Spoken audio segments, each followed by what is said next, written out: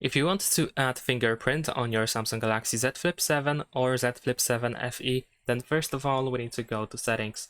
Over here in settings we're gonna scroll down until you find lock screen and AOD. After that we're gonna go to screen lock and biometrics, enter your screen lock password and press continue. If you don't have screen lock password, then first of all you will have to set it up over here. Once you have it, we can proceed to fingerprints.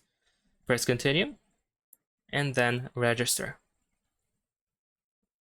Now let's press again, and over here where we have the power button or side button, this is where we have the location of the fingerprint. So unfortunately it is not placed on the display.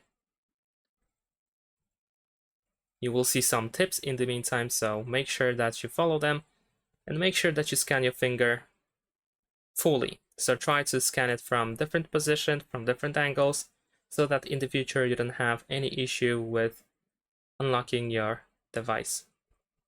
You can also simply move your finger around without lifting it, as you can see over here. All right.